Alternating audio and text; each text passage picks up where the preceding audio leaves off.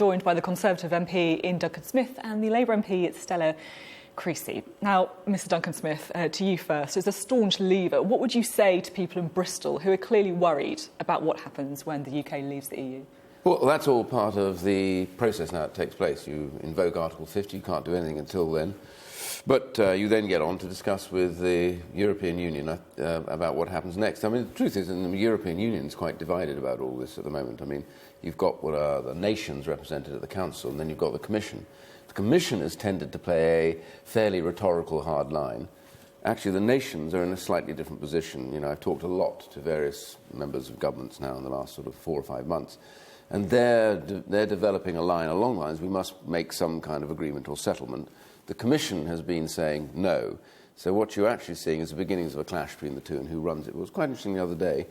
Donald Tusk, who heads up basically the Council, he was both very positive about the future role for the UK, both with regards to the USA and also internally, but also they're now there on the defining terms. So they've put themselves in, and they will define the terms, and therefore that is good for us. It means they'll be looking for some kind of arrangement afterwards. Are you quite so positive about all this? Or?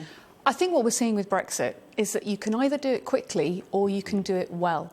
And what I want is the best deal for our country. Now, Ian says, oh, look, it's all great and roses are coming up in Europe.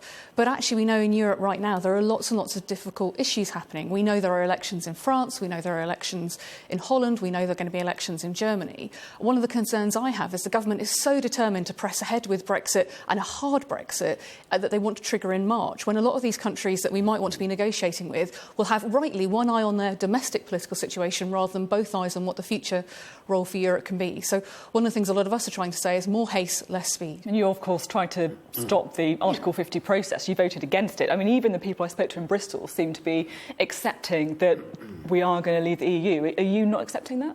Make no mistake, we are leaving the European Union, but the bill that's going through Parliament right now is about how we leave the European Union and whether we greenlight the approach that the Prime Minister is taking. The people in your film are talking rightly about their concerns about red tape, about the fact that we will see a very changed economic position. You know, that man who's trying to trade skateboards.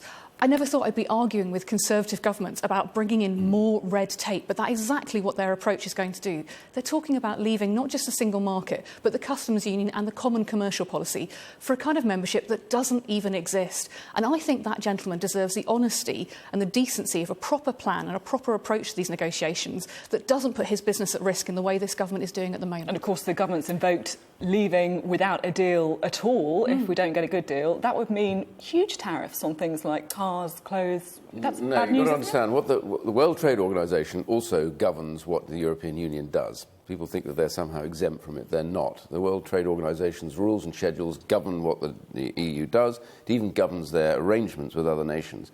So you have a set of rules which we all subscribe to. We're a member of the WTO, so those rules govern maximums that you can do. So they're not where tariffs go. So even if we didn't have an agreement, as it were, at the time, you can have an agreement within the WTO rules that allow you to set... But at the moment, we don't have any tariffs in the single market. Yes, if you're on WTO rules, you'd have 12% tariff on clothes, for example. There are plenty of other countries that operate zero tariff regimes in the WTO. So the key question here is, what is the arrangement? Now, the government has said quite clearly what they want to have, they want to arrange, is to have a proper arrangement based on the idea of free trade between us. After all, that shouldn't be too difficult because we are a member of the European Union, therefore all of our rules and regulations correspond exactly with the European Union.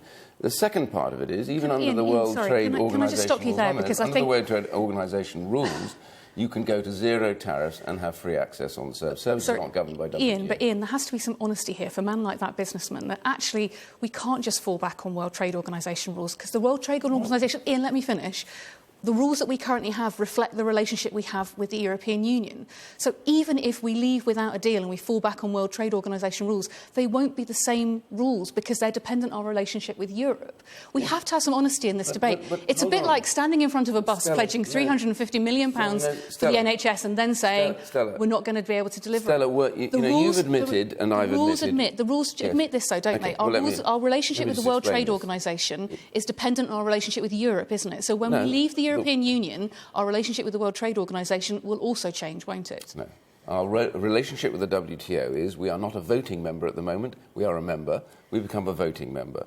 And that actually gives Are us... our tariffs for the World Trade Organization dependent on being part of the European Union? No, yes or no? the European Union They deal... are, Ian. No, the European Union deal is a customs union. Inside that border, you set the same tariffs for external trade. Are leaving our that. tariffs with the World Trade Organization Our at the tariffs- moment dependent on also being part of the European Union? No, we have a deal with the European Union as a member. Right, We're of the leaving World that. Trade But hold on a Organisation. second. You said you agree and accept we're leaving. If we're leaving, then that means leaving that organisation. You know, they're not going to want us to stay in the single market because you have to come under European law and you have to accept the common tariffs. We're not going to do that because we want to set trade So the question we're deals with facing other now countries. for the man in that film is giving But him no, some we'll just take confidence about Canada. what he Let's faced. just take the I might have to North break up American this free argument trade. here. Yeah, I have a sense that you're not going to agree over this particular issue. How about Parliament having a say, or more of a say than it's had already?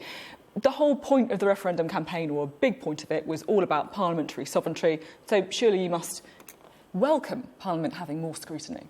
Yeah, there'll be tons of scrutiny. There are two elements to this. The first is that the government will continually come back. They've committed to that. The second thing is that they're going to have another bill called the Repeal of the 1972 European Union Communities Act. That has everything to do with the European Union arrangements. That I'm sure that Labour Party or whatever will amend it. We'll have endless debates, endless votes. We have to get that through and repeal it before we can actually leave the European Union. So there's a huge amount of debate yet to come. The government will be held to account endlessly at the dispatch And box of course, over there. part of this debate, of course, will be about immigration. Yeah. Labour is really in a bit of a difficult position on immigration, isn't it? Stella Creasy.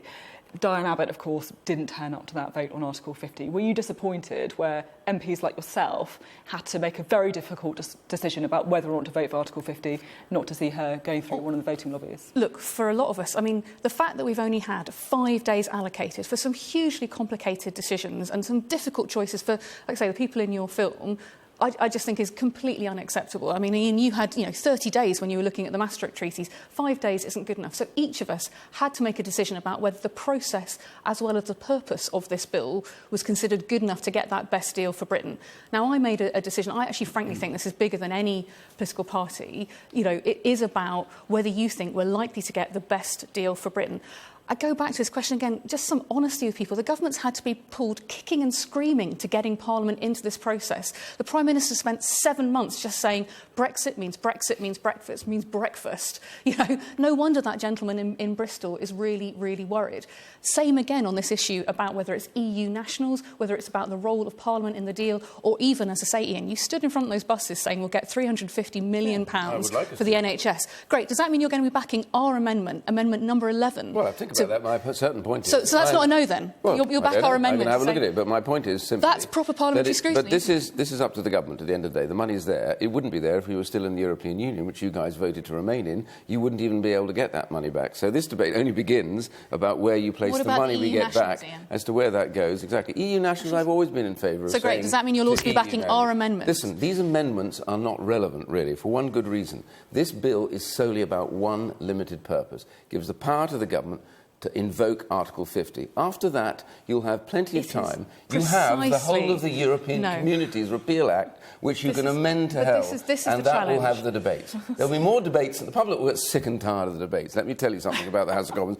People will be fed up with these programmes in about another 6 months. This is the challenge that we They aren't face. already fed up with them at the moment. This is our only opportunity to start the negotiations right to get the best deal for Britain. So absolutely it matters how we amend this legislation. Absolutely it matters that the government is trying in 167 words to take away so many fundamental rights for the British people without proper scrutiny. Stella, did you vote for the Referendum Act at all back when we had the debate? Look, we said that we should have the referendum. Well, we lost the referendum. But Keir Starmer but that doesn't mean that we're going to greenlight how you do it. Absolutely right. When you voted for that Referendum Act, you voted to give the power to the British people to say yes or no. Thank you and very then much you have to act on it. for coming on the show. Very lively discussion there between Ian Duncan-Smith and Stella Creasy. Thank you.